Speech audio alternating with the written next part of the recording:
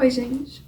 Hoje eu vou falar das matérias que eu fiz esse semestre, que nem que o vídeo que eu tive no semestre passado. E aí, esse semestre eu fiz 4 matérias, que foi uma de computação, que eu nem lembro o nome, e eu também não vou falar dela, Cálculo 3, Álgebra Linear 2 e Anéis e Corpos. Então eu vou falar só dessas 3 últimas, e é isso. Assim, não teve nenhuma matéria nesse semestre que eu tenha feito que eu tenha gostado muito, assim, tipo, todas eu achei meio médias, e Anéis e Corpos e Cálculo 3 eu achei de médio pra chato, assim. Álgebra Linear 2 eu ainda gostava do começo e no meio, assim, mas no final eu achei meio paia também. Aí, dessas 3, a que eu menos gostei, eu acho, foi Cálculo 3, aí depois Anéis e Corpos, depois Álgebra Linear 2. Então eu vou começar falando de Cálculo 3. Tá, o livro que eu usei em Cálculo 3 foi esse, que é o do Guido Orizzi. E também nenhum dos livros que eu usei esse semestre eu gostei muito, na real. Então, o cálculo 3 é tipo assim, começa com integrais múltiplas, né, duplas e triplas, integral dupla, integral tripla. Aí, tipo, você aprende a fazer lá mudança de variável, umas coisas assim. Aí depois aprende integral de linha, teorema de Green, teorema de Stokes no plano, e depois aprende integral de superfície, teorema da divergência, ou teorema de Gauss, e depois teorema de Stokes no espaço. Então, a primeira parte é só você aprender a resolver integrais duplas e triplas, né? Como fazer troca de variáveis e tal. E aí, depois disso, é cálculo vetorial. E, tipo, cálculo 3 é uma matéria meio paia, porque você não consegue provar quase nada com as coisas que você tem naquele momento. E também nem, tipo, ao longo da graduação, eu acho, dá pra provar muita coisa de cálculo 3. Acho que a parte inicial ali, tipo, teorema de Fubini e tal, até dá pra provar.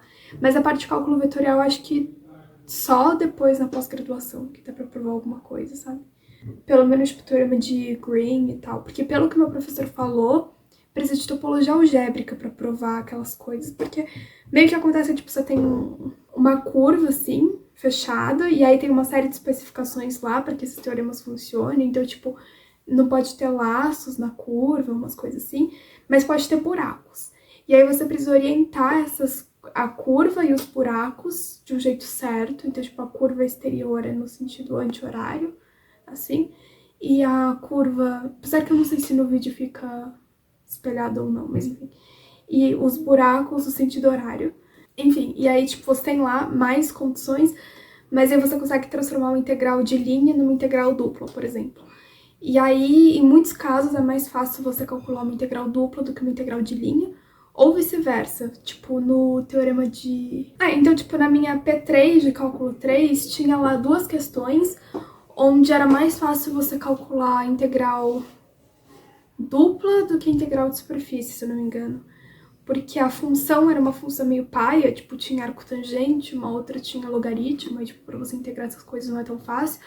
Mas quando você calculava o rotacional, que é, enfim, uma coisa que você pega, uma nova função que você pega a partir do campo vetorial, e aí você faz a integral do rotacional, é mais fácil do que você integrar a função, ou o campo em si.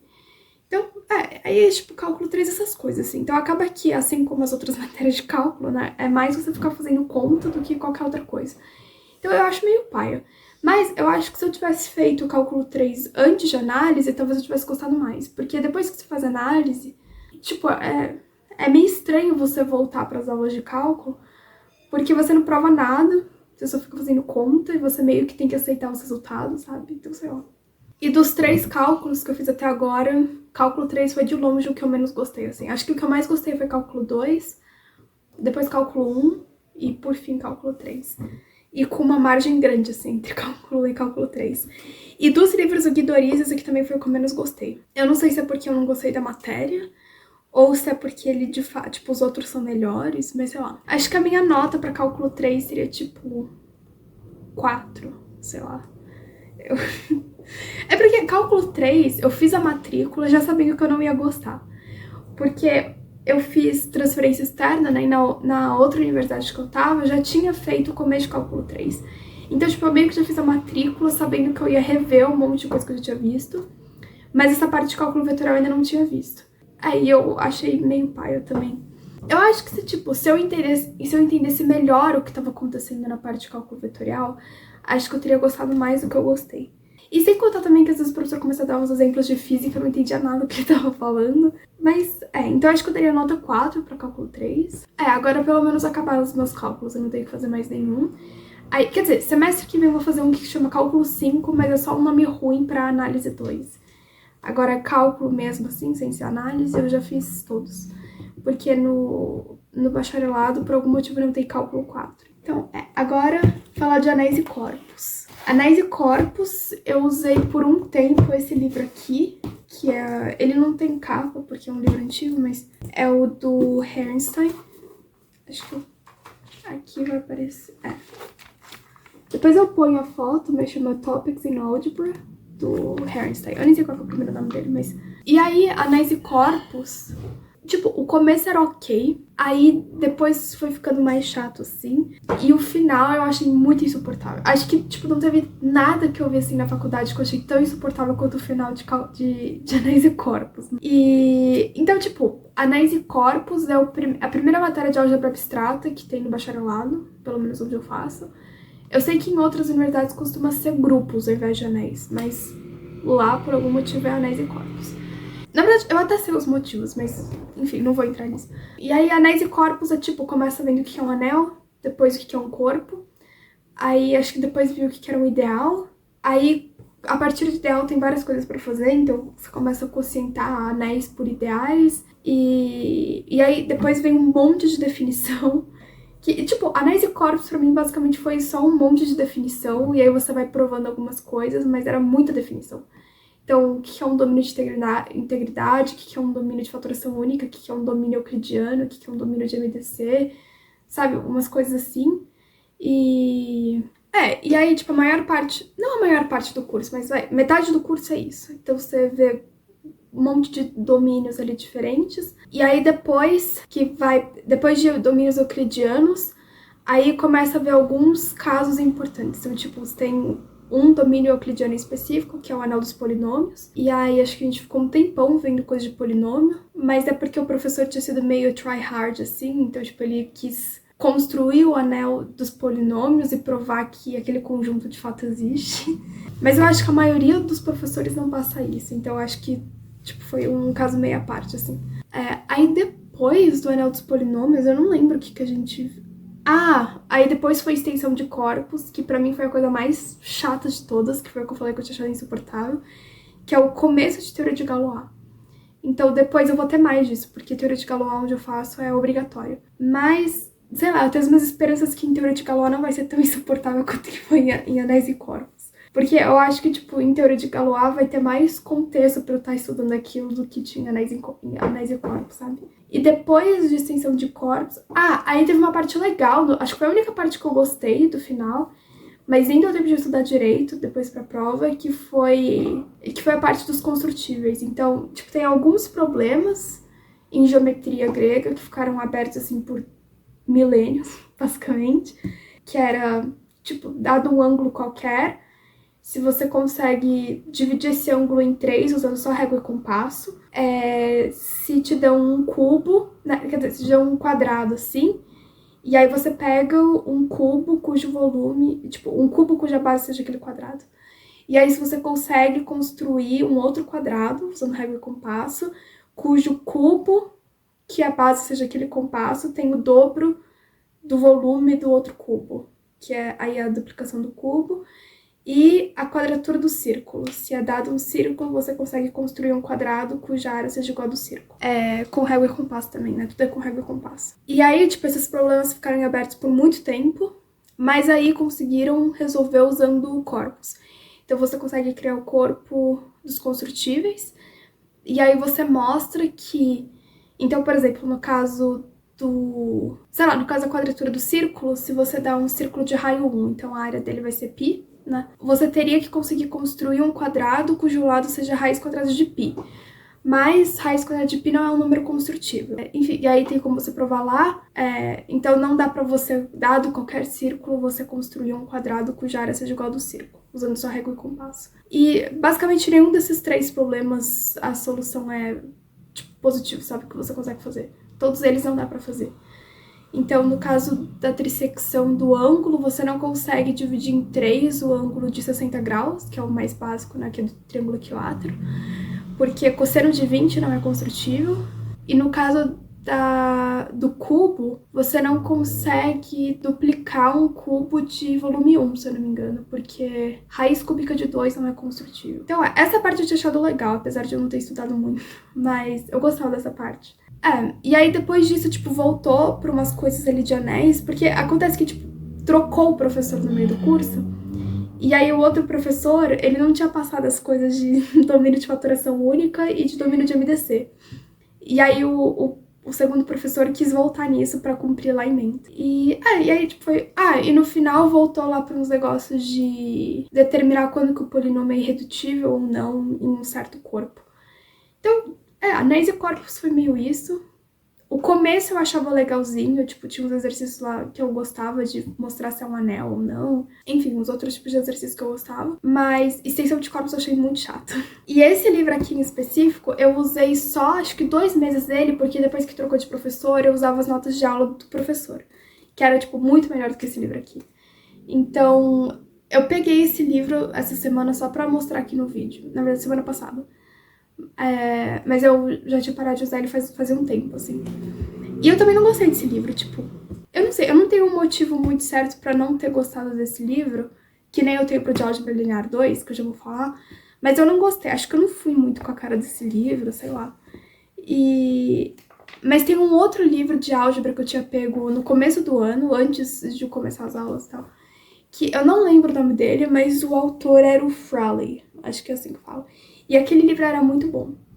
E aí, semestre que eu vou fazer grupos, e me falaram que em grupos costumam usar esse livro aqui do Hermstein também. Achei meio paio. Mas o problema do livro do Fraley em relação a anéis e corpos era porque o primeiro professor de anéis, ele tava fazendo tipo um speedrun da matéria, e o livro do Fraley, ele vai, tipo, muito devagar comparado com esse livro aqui do Hermstein. Então não dava pra usar ele nessa matéria, a não ser que eu fosse estudar muito mais pra anéis do que eu tava estudando, sabe? Então, tipo, não ia dar tempo de eu acompanhar por aquele livro. Mas eu espero que no de grupos eu consiga usar outro livro, porque eu tinha gostado bastante daquele livro. Mas enfim, então, pra anéis e corpos, acho que eu dou uma nota 6, sei lá. No começo era legal, depois ficou chato. O final eu achei bem chato. E o resto, assim, foi meio... tá, sabe? Nada de demais. Enfim, acho que é isso que eu tenho pra falar sobre anéis e corpos. Agora eu vou falar da minha favorita desse semestre, que foi Álgebra Linear 2. Álgebra Linear 2 eu gostava muito no começo, que, gente, o começo era tão bom, tipo, você só ficava escalonando as matrizes, e, tipo, meio que no começo, tudo fazia muito sentido. Quando, tipo, depois que você tinha Álgebra Linear 1, e aí você ia pro começo de Álgebra Linear 2, e aí começa, tipo, com o que é um corpo e sistemas lineares. E aí, tipo, meio que você começa a analisar tudo que você precisa pra resolver um sistema linear. E por isso que dá certo fazer em um corpo e não só em R e em C, sabe? Porque o que você precisa pra resolver sistema linear, você tem em um corpo. Tudo, tipo, todas as propriedades de corpo são suficientes pra você resolver sistemas lineares. E, na verdade, tipo, um corpo tem até mais do que você precisa pra fazer sistema linear. Tanto que por isso que tem a matéria de anéis e módulos, que aí você consegue fazer álgebra linear num anel. Eu sei que é meio diferente, por isso que chama anéis e módulos e não, sei lá, álgebra linear 3. Mas, tipo, também dá pra resolver sistema linear em anel, pelo que o professor falou.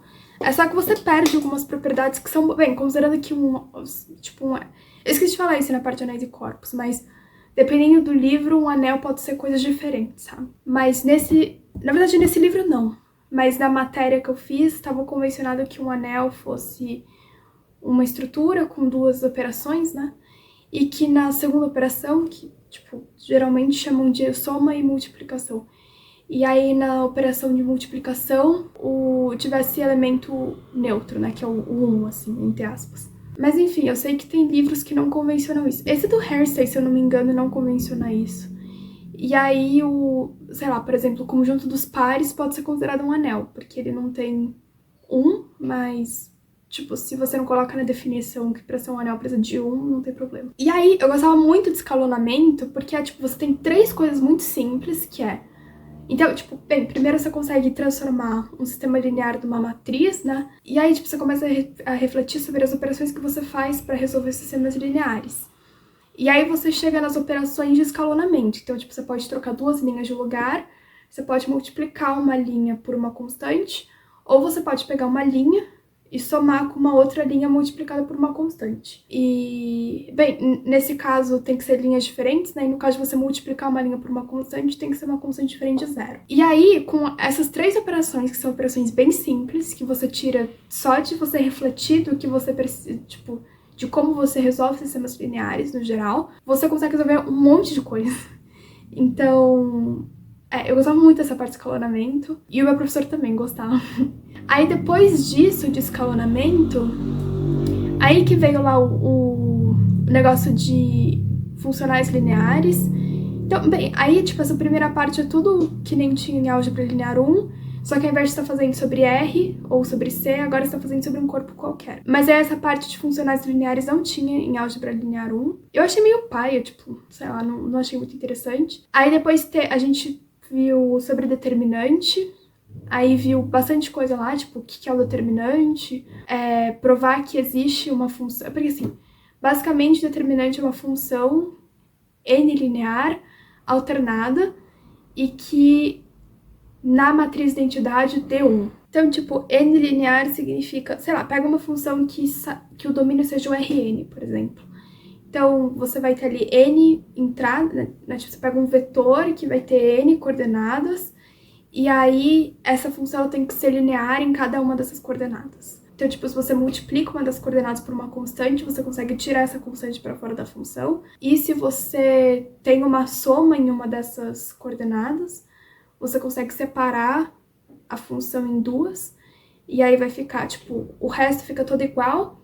Então, tipo, sei lá, se na iésima coordenada ali você tem x mais y. Então, você vai separar em duas, vai ficar tudo igual. Aí na iésima, em uma, você vai ter o x, o resto tudo igual. E na outra, você vai ter tudo igual. Na iésima, y, e o resto tudo igual. Então, o determinante tem que ser uma função assim, n linear. Tem que ser alternada. E aí, a alternada se você tem... Bem, agora pensando em matrizes, né? Tipo... Bem, você pode continuar pensando em vetor, só que aí cada entrada do vetor é uma linha da matriz. Então, vai ser alternada se... quando você aplica essa função na matriz, se a matriz tiver duas linhas iguais, a função devolve zero. E se você trocar duas linhas de lugar, muda o sinal da função. Então, tipo, sei lá, se na matriz normal dava x, aí quando você troca a primeira e a segunda linha vai dar menos x. É basicamente isso. E precisa dar 1 na função identidade. Então, o determinante tem que ser uma função com essas três propriedades. E acontece que só existe uma função com essas três propriedades, e essa função é chamada de determinante, é basicamente isso. E tipo, é muito bizarro, porque você só exige três coisas pra função, né, que é ser n linear, alternada, e que vale 1 na identidade. E com isso você consegue resolver muita coisa. É meio que no escalonamento, tipo, você só tem três coisas e com isso você consegue resolver uma cacetada de coisas. Só que o determinante é até mais, porque não é só em álgebra linear que você usa determinante, sabe? Então, tipo, em cálculo 3 você usava determinante pra fazer mudança de variável, enfim. Então aparecem, tipo, sei lá, acho que em todas as áreas da matemática. Não sei se todas, mas em muitas áreas da matemática. Então essa parte eu achei achado bem legal também. E aí, enfim, apesar de você saber que o determinante é uma função assim, isso não te diz muito sobre como calcular o determinante, né? Então aí você vê duas formas lá de como calcular, que uma delas é pela expansão de Laplace, e a outra é naquela fórmula lá de permutações, enfim. Essa costuma ser mais útil para você provar coisas, na real, tipo... você tem uma matriz triangular superior, né, que você só tem elementos, tipo, da diagonal para cima, e da diagonal pra... tipo, a linha... não a linha, mas... Enfim, é que você tem a diagonal, tudo abaixo da diagonal é zero, e tudo acima você não sabe o que é, mas não precisa ser zero. Então, se você usa... não a definição, mas tipo, você usa lá o negócio pelas permutações, sai direto que o determinante dessa matriz tem que ser o produto da diagonal principal, dos elementos da diagonal principal. Enfim, e aí no final de álgebra linear 2, a gente viu diagonalização, que eu tinha visto em Algelin 1 também, mas agora foi para um corpo, né, no geral. E no final viu a forma canônica de Jordan. Só que isso eu não estudei quase nada pra prova. Tipo, eu meio que aprendi a passar uma matriz pra forma canônica na prova. Porque eu sabia algumas coisas soltas lá, tipo, sei lá, quando você acha o polinômio característico, aí depois você acha o polinômio minimal, aí você tem, tipo, os expoentes de cada um dos termos com os autovalores lá, te dizem algumas coisas lá, e aí, tipo, isso serve pra você construir a matriz de Jordan, né? Só que, tipo, eu não tinha construído nenhuma até eu fazer a prova, então eu meio que aprendi na prova. E aparentemente uma eu acertei, a outra eu não consegui fazer no final. Tipo, eu fiz metade e eu não consegui terminar. Mas a que eu aprendi a fazer na prova eu acho que eu acertei. E, aí, tipo, essa parte não deu tempo de eu estudar direito, porque eu tive um dia, basicamente, só pra estudar pra última prova de álgebra linear 2. Então, foi bem pai, eu não consegui estudar quase nada. Mas eu fui bem na matéria no final, então. E aí o livro que eu usei em álgebra linear 2 foi esse daqui, que é o Hoffman, que chama Álgebra Linear, do Hoffman e Kunze. Não sei como fala, mas enfim. E tipo, todo mundo gosta muito desse livro. Eu lembro que o meu professor de análise, ele tinha falado que esse aqui é o melhor livro de álgebra linear que tem. E todo mundo elogia muito esse livro e tal, mas eu odiei esse livro. Tipo, de todos esses que eu mostrei e de todos os livros que eu já usei na faculdade e, sei lá, de vários livros assim que eu já li na vida, esse aqui foi um dos que eu menos gostei e dos que eu usei na faculdade foi de longe o que eu menos gostei de todos. Eu não sei, é meio paia ser hater desse livro, porque todo mundo gosta muito dele. Então, eu não sei se eu fiz alguma coisa errada, sei lá, mas... E diferente do de Anéis e Corpos que eu mostrei, eu tenho motivos concretos pra não ter gostado desse livro. E o maior de todos é porque a anotação dele é muito ruim. Então, geralmente, as pessoas... Eu não sei como que é, eu acho que esse livro é americano. Não sei como que é nos Estados Unidos. Mas, tipo, até onde eu sei, a convenção é você usar V, U, W e tal pra vetor. E mesmo que você não use V ou W, tipo, você usa letras do nosso alfabeto, assim, pra vetor. E letras gregas pra escalar. Então, quando você lê alguma coisa, tipo, alfa, C, por exemplo. Você vê isso e entende que alfa é o escalar do seu corpo e o C seja o vetor do seu espaço vetorial. Mas não, nesse livro ele troca. Então, tipo, alfa, as letras gregas ele usa para vetor e as letras normais ele usa para escalar. Então, era muito paia ficar lendo a demonstração desse livro, porque, sei lá, eu tô acostumada a usar o contrário, né? Então, enfim. Aí, a forma como eles escrevem, no caso, eu também não gostava. Sei lá, gente, tipo, o que eu levava 40 minutos pra entender nesse livro, tinha um outro livro que eu esqueci de pegar pra mostrar, mas daqui a pouco eu falo dele. Tinha um outro livro que eu pegava e eu entendi em 5 minutos, assim, sabe? Então, eu odiei esse livro muito. Agora, eu tenho um amigo que disse que a primeira vez que ele usou esse livro aqui, ele também não tinha gostado, mas aí depois ele passou a gostar mais. Então, talvez, um tempo assim mais pra frente, eu deixo de ser tão hater desse livro, mas, sei lá, pra Álgebra Linear 2 eu achei bem paia, e, enfim. E aí tem um outro livro que eu não tenho aqui pra mostrar, mas eu posso deixar a capa aí, que se chama... eu não lembro o nome, também não lembro o nome dos autores, mas eu vou deixar aí. E aí, esse livro era bem melhor. Não tem tudo que tem aqui no Hoffman. O mesmo professor de análise, que disse que esse aqui era o melhor livro de álgebra linear, disse que esse aqui tem, tipo, todos os teoremas que você não vai precisar de álgebra linear. E aqui tem muita coisa mesmo. E aí, lá não tem tanta coisa que nem tem aqui, mas tinha tudo que eu precisava. Sei lá, eu fui meio burra também, eu devia ter devolvido esse livro na biblioteca, tipo, logo depois da P1, que foi quando eu peguei pra estudar por ele e tal, e eu já comecei não gostando. Mas eu fiquei com ele até o final do semestre, e aí, tipo, eu começava a estudar por ele, aí eu ficava com raiva, aí eu ia pras anotações da aula, ia pras coisas que eu não tinha, eu pegava o outro livro lá que eu falei. Mas eu devia ter pego o outro livro desde o começo. Mas enfim, aquele livro era bem bom, eu gostava dele. Eu acho que ele era melhor escrito assim. Eu achava mais fácil de entender as coisas, a anotação era infinitamente melhor. E aí a minha nota pra Álgebra Linear 2, eu acho que eu daria entre 7,5 e 8, não sei. Eu gostei muito do começo, o final eu achei mais paia, mas eu acho que o começo puxa mais pra cima, assim. Então, depende do dia eu poderia dar 8, depende do dia eu poderia dar 7, depende. Então, é isso, as matérias que eu fiz. Acho que eu não tenho mais muito o que falar dessas matérias. Aí no semestre que vem eu vou fazer 4 matérias, que vai ser grupos, cálculo 5, que como eu falei é análise 2, equações diferenciais 1 e funções analíticas, que é um nome ruim para cálculo com variáveis complexas ou análise com variáveis complexas, eu não sei direito o que vai ser. Ah, talvez eu ainda tenha essa matéria de cálculo, dependendo de como for, talvez seja cálculo mesmo. Mas enfim. Aí a última coisa que eu tenho pra mostrar nesse vídeo é que eu comecei a fazer IC nesse semestre, e aí eu vou mostrar o livro que eu tô usando na IC, porque eu não sei se eu vou continuar usando esse livro no próximo semestre, porque o professor disse que eu vou trocar. Então, eu vou mostrar nesse, e aí, possivelmente no próximo semestre eu mostre outros livros da IC. Mas eu não vou falar muito da IC nesse vídeo, primeiro porque eu não tô no começo, tipo, oficialmente a minha IC ainda não começou, porque no projeto que o meu orientador mandou pra eu pegar a bolsa, oficialmente ela começa só dia 1º de agosto. Mas eu tô estudando e, tipo, todo dia, toda semana tendo reunião com o meu orientador desde abril, eu acho. Então já faz uns 3 meses que eu tô, assim, na IC, sabe? Mas, enfim, então, tipo, eu já tô na IC. Mas pra questão de bolsa eu ainda não tô na IC. E aí, o livro que eu tô usando, por enquanto, é esse daqui, que chama Introduction to Set Theory. Ah, eu esqueci de falar, mas eu tô fazendo isso em conjuntos, teorias conjuntos. E aí, esses aqui são os escritores. Depois eu coloco a capa aí, que vai ser melhor pra ver. Eu não sei falar o nome deles, mas, enfim. Eu acho que é um livro meio famoso de conjuntos, assim. E aí, eu já fiz boa parte dele, eu tô, assim, na metade, mais ou menos. Mas eu não vou fazer ele inteiro. Então, eu tô no capítulo 7. Então, tipo, eu tô aqui, tá vendo? Eu já fiz tudo isso daqui. Teve só 2 capítulos que eu pulei, que foi o de... Eu não lembro os nomes, peraí. Tá, eu pulei o capítulo de conjuntos finitos, enumeráveis e não enumeráveis.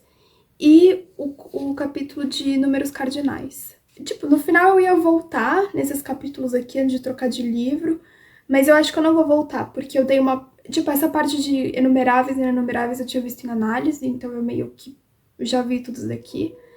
E aí, na semana na semana passada, tipo, eu dei uma olhada por cima, assim, com o meu orientador, só pra rever os resultados principais, assim. E esse aqui de números cardinais, eu acho que eu não vou voltar nele, porque tem um outro capítulo disso mais pra frente. Ah, gente, eu não sei, eu tenho que falar com o meu orientador depois pra ver. Mas eu fiz o de... Ah, tipo um introdutório, fala alguns axiomas. Depois um sobre relações, funções e ordem. Aí um de números naturais, números ordinais. E o último que eu fiz chama Alephs, que aí ele define o que é os Alephs, né? Aleph 0, Aleph 1 e assim por diante. E aí mostra lá como que faz conta com eles, né? Então, multiplicação, adição. Então, enfim, esse livro aqui, de todos que eu mostrei, esse aqui foi o que eu mais gostei. E é o único que eu gostei de verdade. Tipo, não é nem que, sei lá, eu não gostei dos outros, esse aqui tá melhorzinho, mas esse aqui eu tô gostando mesmo. E não vou falar muito da IC nesse vídeo, porque acho que eu vou ter mais coisa pra falar mais pra frente. Então, talvez ano que vem, ou sei lá, no fim desse ano, eu possa fazer um vídeo sobre minha IC, ou... Não sei se eu vou querer fazer também, mas se eu tiver alguma coisa interessante pra falar algum dia sobre a IC, aí talvez eu fale. Acho que é isso que eu tinha pra falar nesse vídeo. Espero que vocês tenham gostado e até a próxima. E aí, no semestre que vem, eu faço das matérias que eu for fazer no próximo semestre.